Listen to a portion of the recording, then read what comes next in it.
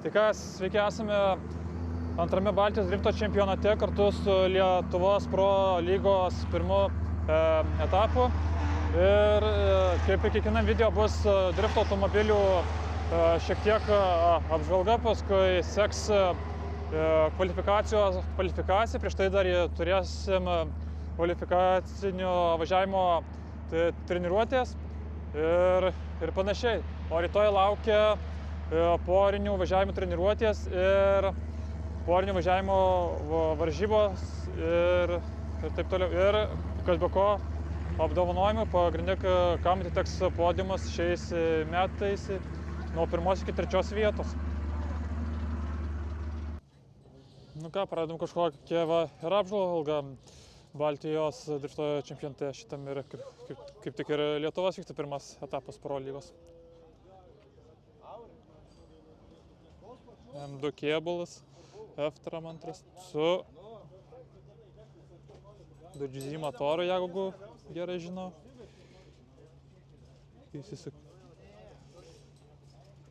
Įsisukimas į RP, lietuvių gaminto. Žiūrėjom, kas vidui. Na, nesimatys, aišku, uždaryta. Įdomiai. Reiks pažiūrėti būtinai šitą, kaip sekasi treniruoti, nes laukiu dar kvalifikacijos, ten bus įdomu, kas kiek surinks taškų ir panašiai. Va. Drip Happens bolidas.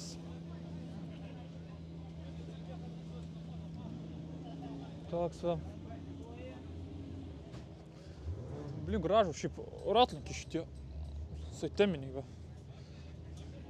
Jau kažkas vyksta, remontai. Čia su kažkokiu varikliu, bet toks vaizdas, kad bet ne DGZ motoras.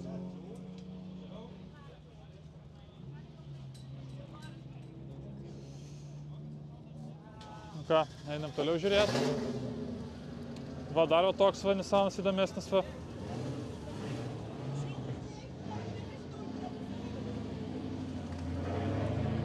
DGZ Lexuso variklis, sportinė turbina.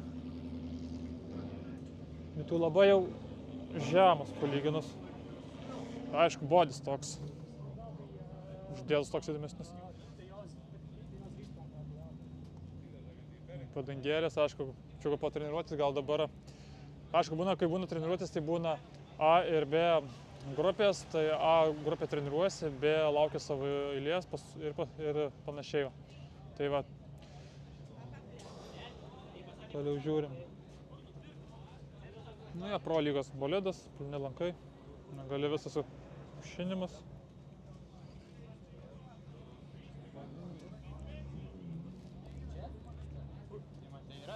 Už galo. Na, šiaip gražu. Dar vienas Lexus, bet čia jau naujesnis.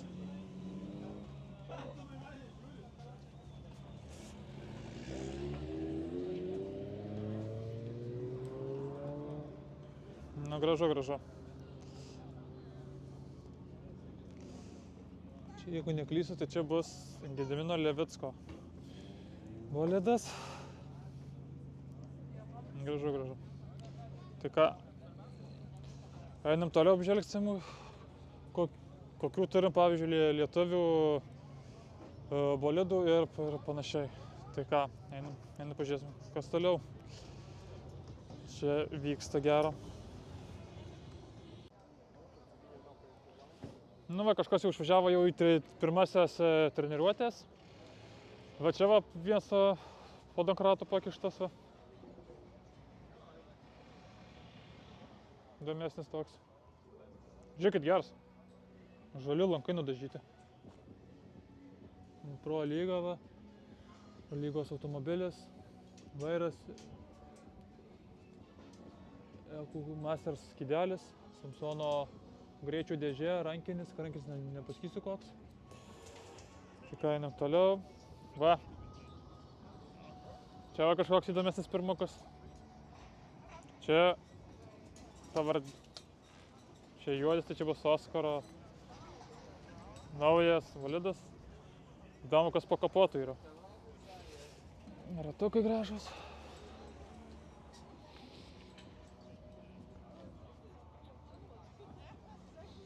O, angliški numeriai.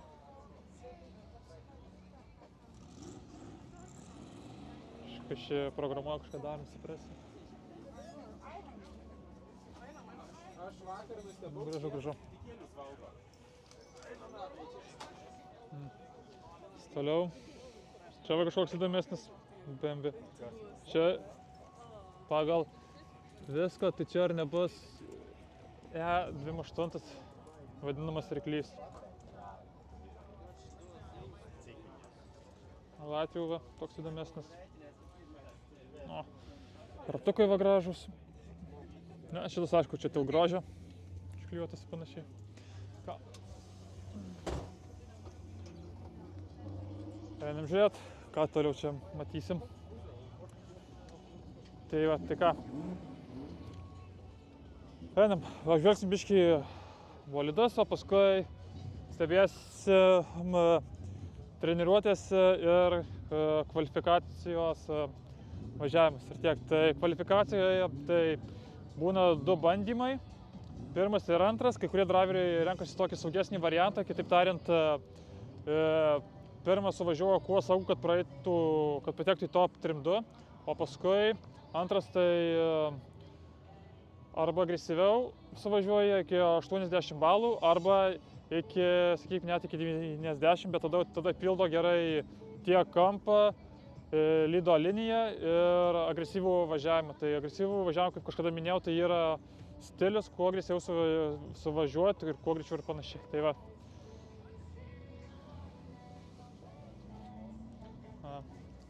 BMW-tis.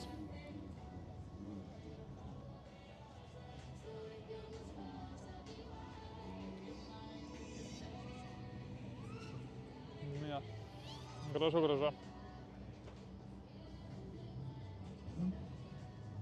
Toliau dar vienas chuliganas. Šibirka.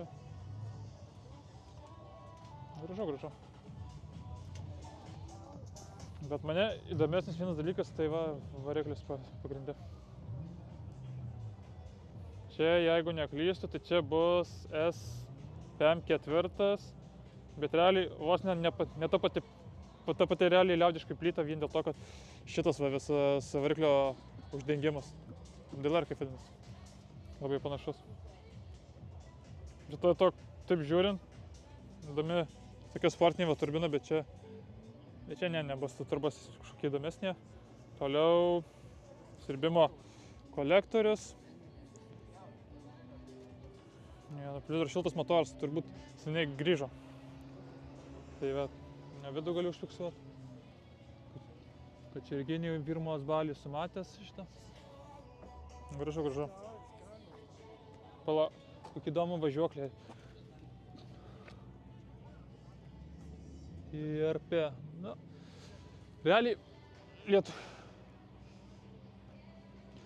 realiai lietuvių gamybos, aš taip šiaip žavisi tas dalykas, kai daug driveriai naudoja lietuvių gamybos daiktus, sakykime, Samsung greičių dėžės, IRP įsisukimą ir panašiai. Toliau yra ST. Nes kaip minėjau, čia yra Baltijos Pro lygos etapas antras su įdomu varikliu, bet neįsivaizduoju, koks čia variklis. Turbina sportinė.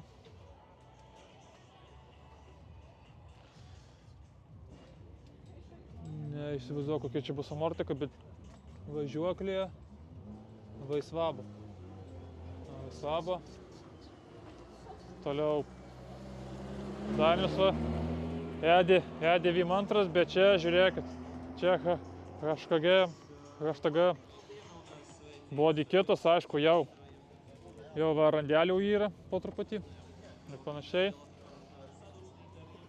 Visą kitą ledas. Na, aišku, va, kažkokia body kitas va, bet čia, aišku, čia visas tai būtų kevlaras. Tai va saloną dar galiu va greit parodyti. balti lankai, šiaip labai keista. Baltus lankus matyti.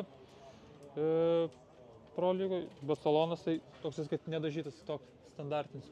Nu, gerai, karboninės durys, durelės, apdailas ir panašiai.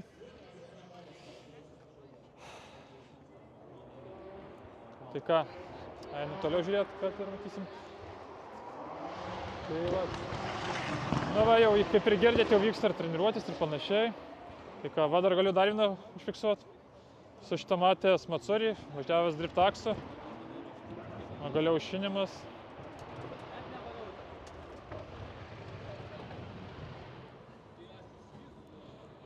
Su Ediviman. Antras Rimvydo Narausko Pro lygos automobilis su SP5 motoru. Tai čia motoras eina nuo M3 nuo M4. Metų dabar nepasakysiu. Na, turbina. Sirbimo kolektorius irgi lietuvių gamybos. Gražu. Kažkas vyksta.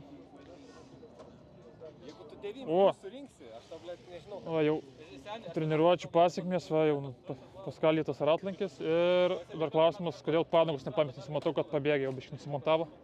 Toks įdomesnis. Tai va, kontaktą turėjo. Biškį. Bet aišku, čia geriau, čia aišku stiklo pluoštas, bet šiaip lempa biškį paskilus. Šitos iš vis nėra? Ja, stiklo pluoštas. Bet geriau negu standartinis kėbulas, jeigu standartinis būtų kėbulas, tas metalas gautų kontaktą ir būtų, kaip čia paaiškinas, dar vienas įskreškas būtų nustumė tiesiai į žemės arba net į blokus, kad būtų šiaip skaudoka ir panašiai. Tai va, ką dar čia turim, va, yra legendinė kregždė, sakykim. Tai va, tokia va kregždė, Pauliaus Petrausko. Kodėl legendinė? Už tai, kad šita kregždė kažkada buvo Omane, gal prieš 4 metus, gerai pamenu. Po tiek metų šiaip dar gyvas kėbulas. Visada Samsono dėžė, matau, yra. Ką? Ir Ekumasteras. Koks čia skydelis. Tai net... Ko nieko nelietė? Gal galėt šit lėčiau? Be galinio bamperio. Nu, krašbar svarbu. Sveikas. Ko nieko? Net nežinau, kur pamečiau. Ten reikia žiūrėti. Nu, gražu šiaip. GoPro prikabinta. O, atidarė kapotą, tai galiu pažiūrėti, kas per motoras. V8 turbo su daug žaislų. Ir man atrodo, akusumpas, tai čia kaip trūkumas trūkumas yra motoro tepo šitam, čia paaiškinus, motoriai jau trūksta tepalo, tai šitas dapumpuoja ir vėl būna tepalo. Tai čia blogiausio variantų, kad negautai šitą tepalo lyvą, kai buvo krebždėsiai. Galit pažiūrėti video, tai va čia yra tas dalykas ir panašiai. Bet šiaip galiu pasakyti, nu gražu.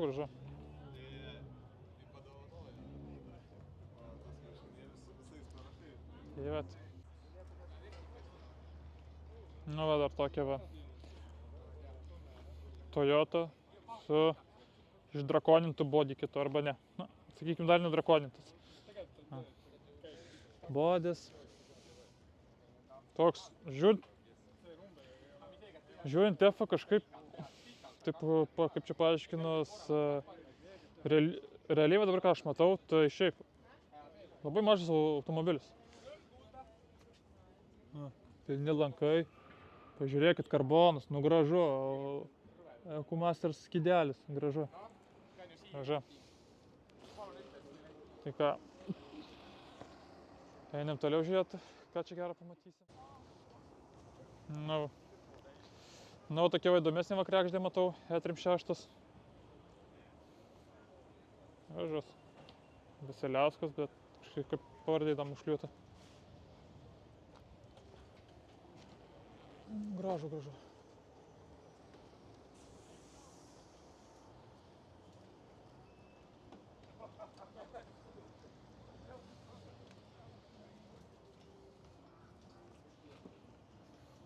Kažkodėl įtarimas, kad čia bus... Taip įtarimas, kad čia bus Sandros Kregždis. Labai matytas, matęs Kuršėnuose ir Upgėlė. Nes kažkaip dizainas labai panašus. Klausimas, kodėl? Tai gal turbūt paskolino. Andrius Vasiliauskas. Įdomiai. Tai va. Nu, įdomus toks sprendimas. Nu, dar tokį pamačiau. M2G84. Su, jeigu neklystu,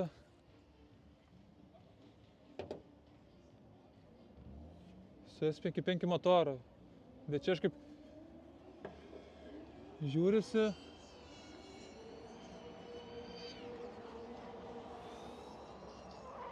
Tai čia bus, man atrodo, kaltinis variklis ir panašiai, bet šiaip labai gražu šiaip. Pilnai visas kevlaras. Gražu.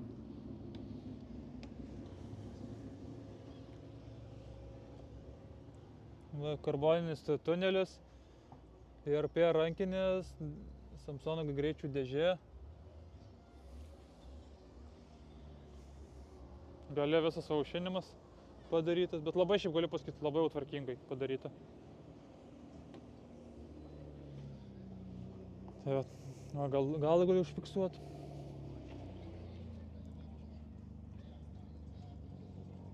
Tai vat.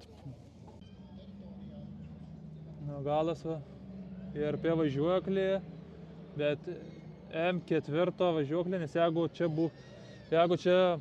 automatiškai yra S55 variklis, tai automatiškai dedasi gale vis M4, M3 važiuoklė, tai sakykime F84, F82 kažkas tokio, kad laikytų tą galią ir panašiai, nes S55, kiek domėjausi, generuoja net iki 900 arklių ir panašiai, kad laikytų tą galią ir panašiai, kad niekas nelūžtų, o šiaip sporte nėra patikimų dalykų ir panašiai, tai visą laiką reikia tą prisižiūrėti ir panašiai. Tai va. Užfiksuosiu saloną biškį, vairas. Čia taip žiūrisi. Tai toks, kad realybė taip žiūrisi, kad jinai labai mažam, panašiai. Ir dabar pros vieną dalyką, čia aišku nebus pro mašinos ar panašiai. Tai va šitas jau visas ten galas, ten jau bus street lygos ir panašiai. Tai šiaip street lygoje dalyvauja, sakykime, su 1.8 motorais iki 2.5 motorų, kur visi street lygo priprantinėja prie drifto ir susipažįsta su kas yra per sporto šaka ir panašiai, nes va dabar net galiu parodyti strytinės Kregždės, Etrim 6, Kem 6 remontuojam, kažkas atsitiko.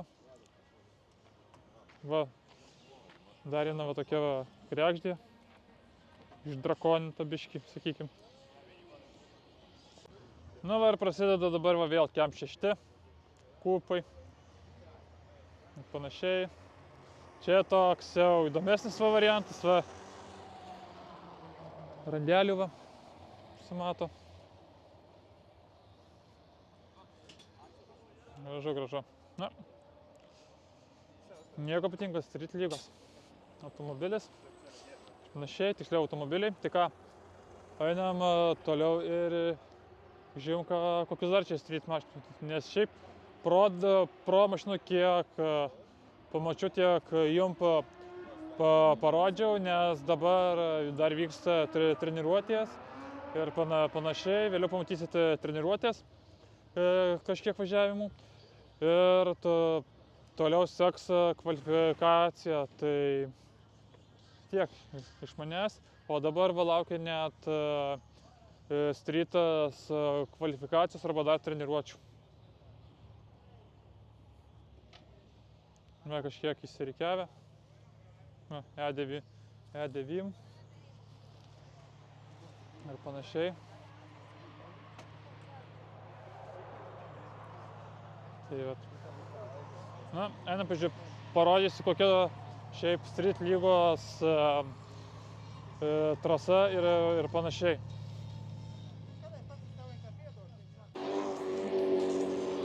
Tai va,